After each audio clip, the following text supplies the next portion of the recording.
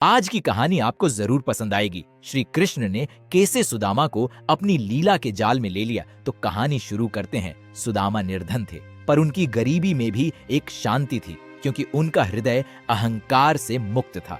उनकी झोंपड़ी टूटी हुई थी, दीवारों में दरारें, छत से टपकता पानी और चूल्हे में कई दिनों से आग नहीं जली थी। फिर भी उस दिन सुदामा के चेहरे पर अजीब सी चमक थी, क्योंकि आज बरसों बाद उनका बचपन का मित्र आने वाला था। द्वारका का अधिपति नहीं, बल्कि उनका सखा श्री कृष्ण। सुदामा बार बार झोंपड़ी की ओर देखते, जैसे कृष्ण को आते हुए अभी देख लेंगे। जब श्री कृष्ण पहुंचे, उन्होंने वैभव नहीं देखा, उन्होंने गरीबी नहीं देखी, उन्होंने सिर्फ अपने मित्र का हृदय देखा। कृष्ण मुस्कुराए और झोंपड़ी में प्रवेश किया। सुदामा स्तब्ध खड़े रह गए। दोनों ने एक दूसरे को देखा और बिना शब्दों के गले मिल गए। वर्षों का विरह आंसुओं में बह निकला। सुदामा की पत्नी ने संकोच से कहा, प्रभु, घर में कुछ विशेष नहीं है, आप नदी में स्नान कराइए, तब तक मैं जो बन सके बना लूंगी। कृष्ण ने आदर से सिर झुकाया। नदी की ओर जाते हुए नदी की राह वहीं पुरानी थी, पर दोनों बदल चुके थे। सुदामा ने चुप्पी तोड़ी। हे कृष्ण, तुम पूरी सृष्टि को अपनी लीला दिखाते हो, मैं तो तुम्हारा मित्र हूं, कभी मुझे क्यों नहीं दिखाते? कृष्ण हल्के से हंसे। सुदामा, मैं जो करता हूं वह कर्म है, लोग उसे लीला कह देते हैं। सुदामा रुक गए, आंखों में जिज्ञासा थी। नहीं मित्र, आज मैं तुम्हारी लीला देखना चाहता हूं, सिर्फ एक बार। नदी किनारे पहुंचकर कृष्ण की आंखों में बालपन चमक उठा। चलो आज वही खेल खेलते हैं जो गुरुकुल में खेला करते थे। नदी में गोता लगाएंगे, जो पहले बाहर आएगा वह जीतेगा, जो हारेगा वह मक्खन खिलाएगा। सुदामा हंस पड़े।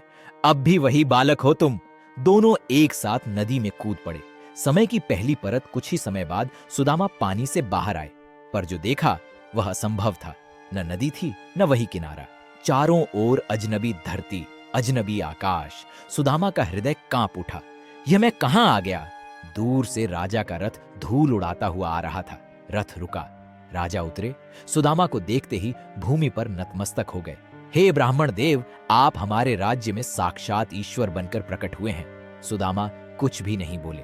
एक पूरा जीवन राजा उन्हें महल ले गया, राज्य ब्राह्मण बनाया गया। समय बहने लगा, दिन, महीने, वर्ष। सुदामा का विवाह हुआ। पत्नी सुशील, सरल और पतिव्रता थी। 2 पुत्र जन्मे। सुदामा ने पहली बार परिवार का सुख जाना, पर हर रात वे नदी को याद करते और कृष्ण को। वर्ष बीतते गए। फिर एक दिन पत्नी अस्वस्थ हुई और देह त्याग दिया। सुदामा टूट गए। परंपरा का क्रूर सत्य राजा ने कहा, हमारे राज्य की परंपरा है, यदि ब्राह्मण की पत्नी मरे तो ब्राह्मण को भी चिता में प्रवेश करना होता है। सुदामा के पांव कांपने लगे। फिर भी उन्होंने कहा, राजन, आज्ञा स्वीकार है, पर अंतिम बार मुझे नदी में स्नान करने दें। अंतिम गोता नदी किनारे खड़े होकर सुदामा ने आंखें मूंद लीं। हे लीलाधर, यदि मित्रता सत्य है तो मुझे बचा लो। उन्होंने गोता लगाया। लीला का सत्य जब वे बाहर आए, सामने कृष्ण खड़े थे। वही मुस्कान, वही शांति।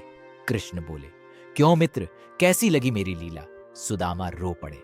हे कृष्ण, मैंने पूरा जीवन जी लिया वहां, और यहां तो समय ठहरा हुआ है। कृष्ण ने कहा, मित्र, समय मेरी माया है, सुख दुख मेरी परीक्षा, पर जो मित्रता को समझ ले वही मुझे समझ लेता है। सुदामा ने चरणों में सिर रख दिया। हे किशन, तेरी लीला सच में लीला ही है। मैं आशा करता हूं कि आपको ये कहानी पसंद आई होगी, तो चैनल को लाइक, शेयर और सब्सक्राइब करें। जय द्वारिकाधीश।